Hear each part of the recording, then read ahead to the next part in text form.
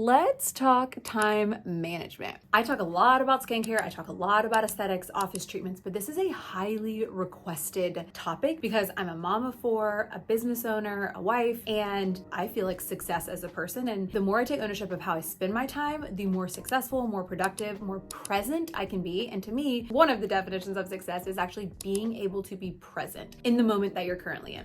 If you're new here, I'm Harper, board certified nurse practitioner, founder and CEO of a results-driven skincare line called Barefaced. I typically talk about skincare and aesthetics, but this is just something that has made a huge impact on my life and I think is applicable to all of us in taking ownership of our own time and thus building the life that we want. So I release a new video every week, and if you're interested in skincare, a less but better philosophy, some life chats in there, don't forget to hit subscribe.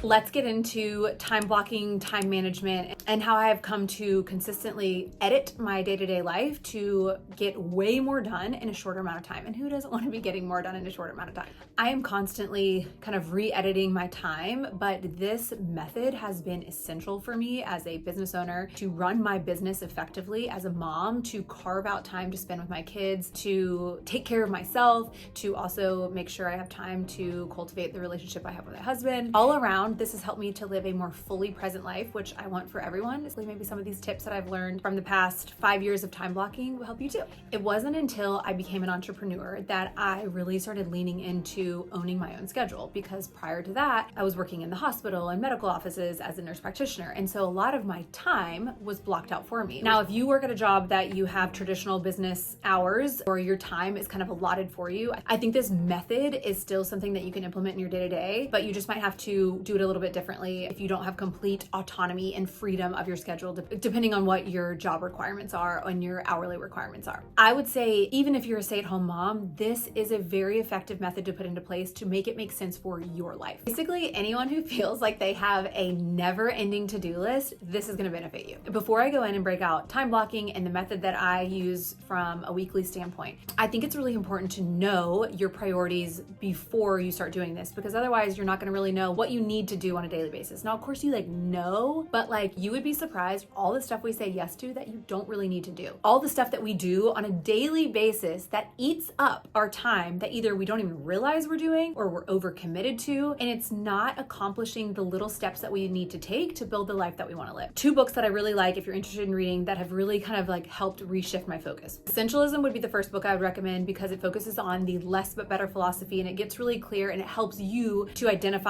what are the things that are most valuable for you in your life, whether it's from a personal or professional standpoint. Number two, Atomic Habits. Atomic Habits is an amazing book. It's such an easy read, and it also just helps you get really clear to understand what are you doing on a day-to-day basis. You would be shocked how many habits that you are doing subconsciously that you've probably been doing for years. One habit for me that I just didn't even realize that had become a habit was just the frequency that I picked up my phone, and especially when I get to a destination, if I don't have to be in at that time, I'll sit in my car and play my phone. What ends up happening is I'm eating up 10 minutes of my time, and over the day, maybe that equates to an hour. So it's 10 minutes here, 10 minutes there, 10 minutes there. And then what do I have to show for that time? I'm just kind of eating up little time and wasting that time. That's an hour of time that I could have been doing other things. Essentialism and Atomic Habits are two really great reads for time management and also just getting clear on what your priorities are. So I talked about identifying priorities. The way I do it, and I'll just kind of share how I've made my priorities out. I have 4 main priorities, and they go in order. Me. I am the number one priority in my life. And I know I'm a mom, and you're probably what do you mean? Aren't your kids first? Would I die for my kids? Yes,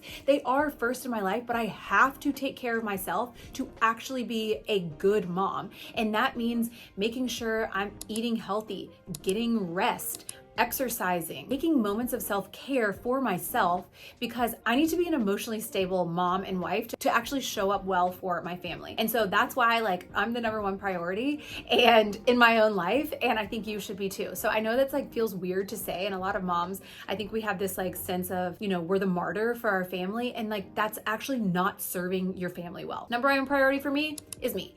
Number 2 is my family, so that means my kids and my husband.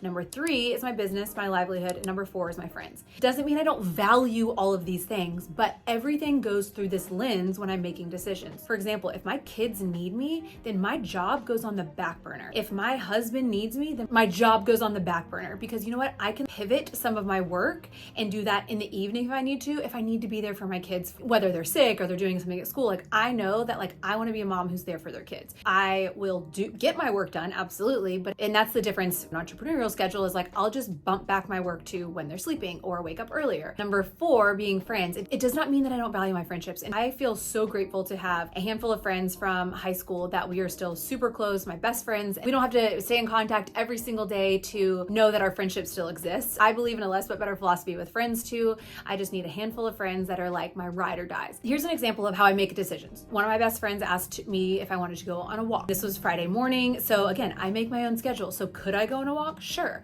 But this is also a time when I have blocked out to hang out with my kids. And I had been traveling earlier in the week, and so I hadn't seen them. Had I seen my friend in a couple weeks? No. And would I have liked to have gone on a walk with her? Yes. But I wanted to spend quality time with my twins while my girls were at school. And so I was okay, nope, I'm not going on a walk. I'm hanging out with my kids. And it's a very small example. I'm sure yeah, of course you're going to do that.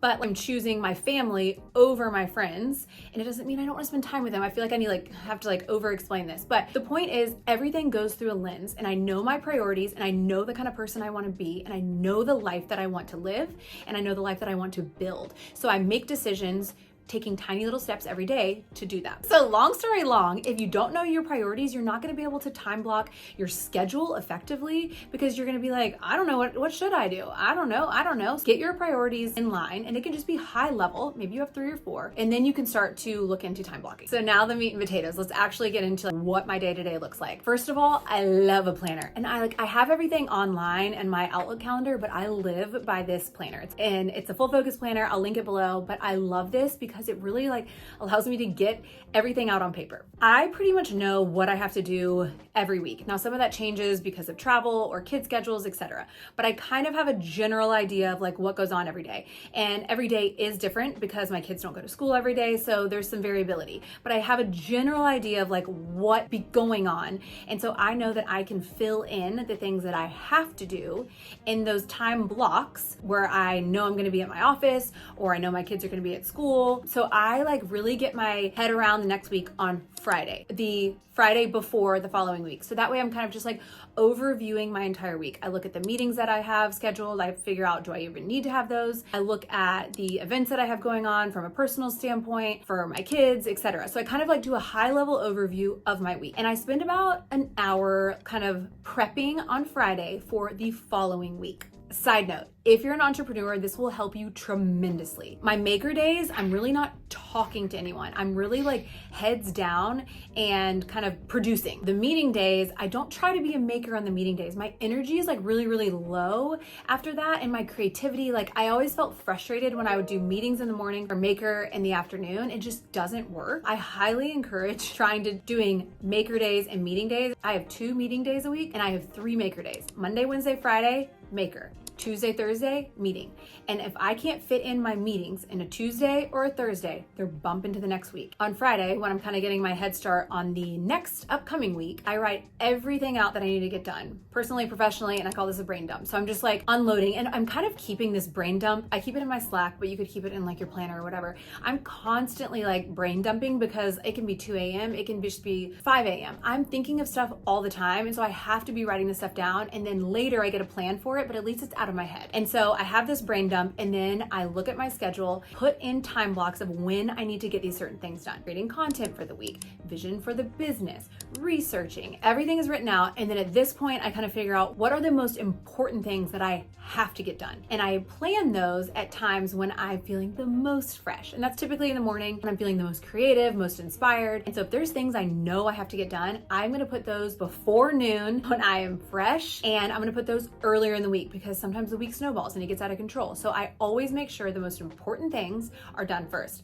What do you have to do? You have to eat the frog first. And that's what I do in the morning. I'm doing my most creative things first when I'm just so much more fresh. Now, like, I've kind of got a high level of my week planned out. This is Friday. Things happen obviously over the weekend, things come up, and something I always leave in my schedule is some free blocks of time, because inevitably I'm gonna have to do a task that I hadn't planned on doing. And so I always leave some free blocks of time, and that's also like a little bit of cushion time because sometimes you don't get everything done. But my goal in my time block to get that task done in that time block. And that means sometimes that task isn't done perfectly. And especially if you're a content creator, like, you're always striving for perfection. Like, you have to let go of perfection. You got to do your best, and ideally at the end of that time block you are done, because progress is better than perfection. And so many people sit in that perfection mindset and they never get anything done, because you know what, nothing's ever going to be perfect. I've got my week generally planned, and I am telling you, the mental freedom this gives me, I don't have to wake up and wonder, what am I doing today? It's like already planned out for me, and so I can just like ease into my day. And again, that just makes me so much more productive because I already have a plan. I'm not wasting time figuring out what am I supposed to do today. And then another thing I do during my time blocks, during my day, is I put my phone on do not disturb, because I have got to be focused. And I don't know if this is just like the age that we're in, but I definitely have ADD, and it's something that I can be distracted in a second. And my mind is like going like this all the time, and I can easily be distracted by like any shiny object. And so I have to put my phone in do not disturb, and I put my Slack message on away. I'm not able to get anything done, and my brain is just so chaotic. Now I'm in my week. When I say I time block everything in my life, I'm talking, I even know my morning schedule. I think what's really important is knowing how much time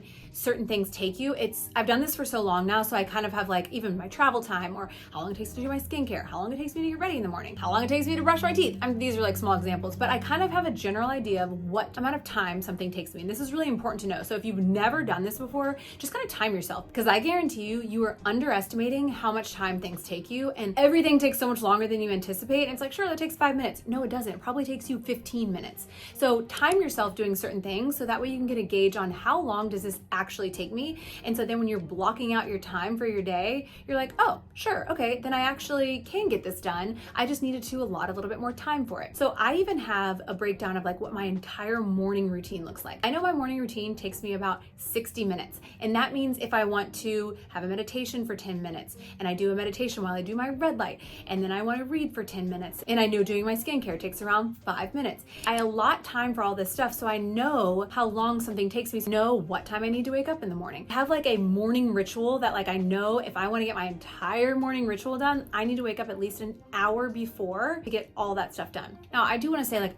I'm not perfect by any means. This is just the things that I know. And do I do this every single day? Do I snooze and sleep in sometimes? Absolutely. But if I do know, when I do my morning ritual, when I do and follow my time blocks, like, I feel so much better and I feel so much more productive. That's my morning routine. And again, I've like got all this timed out. Then I know how long it takes me, you know, in the morning to do breakfast with my kids, take them to school, drop them off, spend time with the twins if they're not going to school. So then when I get to work, I have a ramp up time. I use my cube. I love this thing. So it's got, you know, various times on here, and this is how I time myself. So right when I get to work, I'm flipping this thing over, 15 minutes. I just do a high level check-in of everything that's going on. I don't try to like get nitty gritty into the details. It kind of gives me an indicator of like, does anyone have an urgent request or an email that needs to be responded to? And then that way I kind of get an idea what needs to be responded to then, or what can I push off to later that day? Because like I said, I'm most fresh in the morning, so I want to put off any of these like tasks of responding to emails, responding to Slacks, anything that's going to kind of exert some of the energy away from the creative that I need to do in the morning. My goal is to keep each task within its allotted time block. And that means, again, done is better than perfect. If I can get something done and be done with it and have it off my plate, oh my gosh, it feels so much better. And this way too, and entrepreneurs, you understand this, I'm saving myself from having to do this at night. I mean, I do work a lot of nights because you know what, here's the thing, again, I'm not perfect, but if I can get things done in their allotted time blocks, even if they're not perfect, done is better than perfect. And I know that they're still going to move the needle and keep the business going. That's just kind of like a high level breakdown of how I structure my days and how I structure my weeks. I try to also do like multitasking in there as well. So like if I'm on a meeting, I try to be on my treadmill. If I am meditating, I try to do my red light. So I try to habit stack. I learned that from Atomic Habits as much as possible. And I'm coming at this from doing this for 5+ years. When I first started, like I was nowhere near all this stuff. And that's why I encourage you to look at Essentialism and Atomic Habits, because it kind of like helps you to get your head around all this, because I promise promise you, it is not hard and it's not as rigid as it sounds. Honestly, it's life-giving. I have so much more peace in my day-to-day knowing that like, okay, I have blocked out the time to get done what I need to get done. And that's why I stopped saying I don't have time for this, because you do make time for the things that you want. You just probably don't realize how much time you actually waste, because I guarantee you've got time to play on your phone throughout the day. And if you've got time to play on your phone and scroll on social media for 30, 45 minutes, and you've got time to work out, or you've got time to read a book. You just have to take ownership back of your time. I think this can sound like rigid and scary and it's like, oh my gosh, like you did all this stuff. If you just give yourself 2 hours, you can do this. Block out 2 hours of your time, put your phone on do not disturb, and just write out what is the life that you want to live? What are your 4 priorities? And then what do you want to be accomplishing on a day-to-day, whether that's reading, exercising, meditating, like from a self-care perspective, what do you want to accomplish? And then what kind of mom do you want to be, or wife, or friend, etc. You have to kind of vision for your life. What is the life that you want to build, and what is the life that you want to live, and then work that into your day-to-day. And so just do that in like baby steps. You might not have to go like full-blown time block, but just like high level. I love the dopamine menu. I shared about it on Instagram a while back, but basically it's like, what are the things that bring you joy? And some of these things are really small, like listening to a song that just kind of gets you like pumped up, or riding in the car with your windows down, or listening to a podcast, having an evening with a friend, or going on a date with your husband. There's like small and big things you can do, but you have to make time for those in your schedule. Otherwise, like your schedule will own you, and it's time to take back the schedule. I hope this helps, and I love talking about time blocking. I'm constantly like trying to improve it, because again, like I am by no means perfect. So if you have any questions or recommendations, don't hesitate to comment below, and don't forget to hit subscribe if you want to talk about any more life chats or skincare and aesthetics.